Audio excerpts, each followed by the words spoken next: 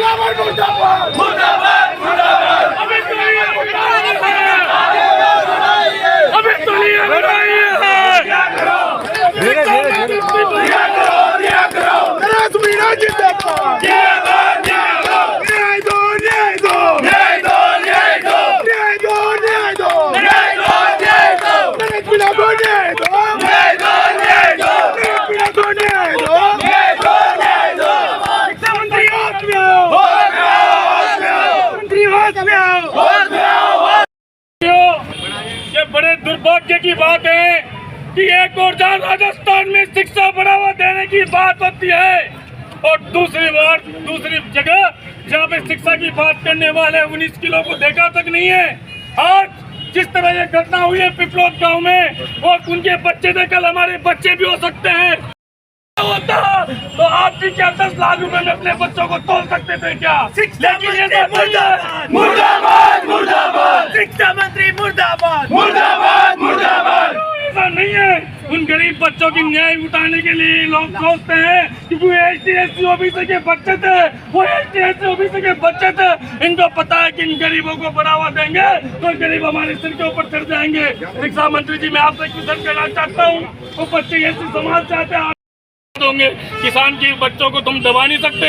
जो मृतक घायल हुए हैं उनको 50 लाख रुपए का मुआवजा दे जाए और जो उनकी मांग कर रहे नरेश मीणा जो आज चुपचाप गांधीवादी तरीके से आंदोलन कर रहे थे, उनको आपने झूठे मुकदमे डाल के जेल में डाल दिया।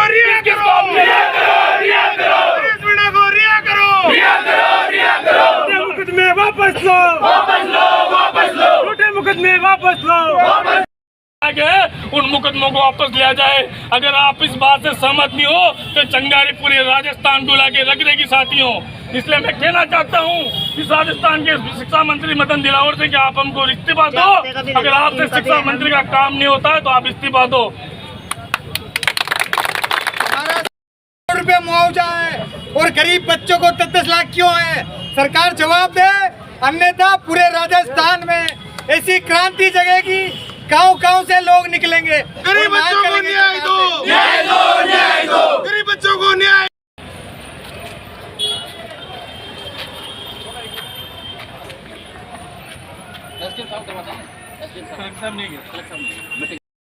झालावाड़ में जो घटना हुई थी, हम चाहते हैं कि मृतकों के परिजनों को 1 करोड़ का मुआवजा दिया जाए, वापस लिया। आज हमने पिछले दिनों झालावाड़ जिले के पिपलोद गांव में स्कूल का ढहने से जो बच्चों की मौत हो गई थी और कुछ बच्चे घायल हो गए थे, उस मामले में आज हमने जिला कलेक्टर साहब को ज्ञापन दिया है। हमारी मांग है कि जो मृतक बच्चे हैं उनके परिजनों को 1 करोड़ का मुआवजा दिया जाए और घायलों को 50 लाख का मुआवजा दिया जाए और उस मामले की न्यायिक जाँच होनी चाहिए। और उस मामले में जो नरेश मीणा जी झालावाड़ जिले में झालावाड़ हॉस्पिटल में जो उनके मांग को लेकर प्रदर्शन कर रहे थे, उनके ऊपर जिस तरीके से फर्जी मुकदमे लगाए गए हैं, उन मुकदमों को वापस लिया जाए और राजस्थान की सरकार के शिक्षा मंत्री मदन दिलावर जी को इस मामले में इस्तीफा देना चाहिए। क्योंकि ये बड़े शर्म की बात है कि मासूम बच्चों की मौत का उन्होंने 10 लाख रुपये में जो काम किया है, ये पूरे राजस्थान के लिए, पूरे राजस्थान सरकार के लिए निंदनीय है। ये जितनी भी जो बिल्डिंग्स जो बनी है स्कूल की, जो पुरानी जो भी क्षतिग्रस्त भी हुई है, तो क्यों नहीं जितनी भी स्कूल की जो बिल्डिंग है जो अन्य जो बनी हुई है सरकारी स्कूल की, क्यों नहीं इनकी मॉनिटरिंग की जाए ताकि जो हादसा हो गया आगे से ना हो। हम आपको बता देना चाहते हैं उस बिल्डिंग के बाद भी 3-4 घटनाएं ऐसे हो गई जैसे जैसलमेर में।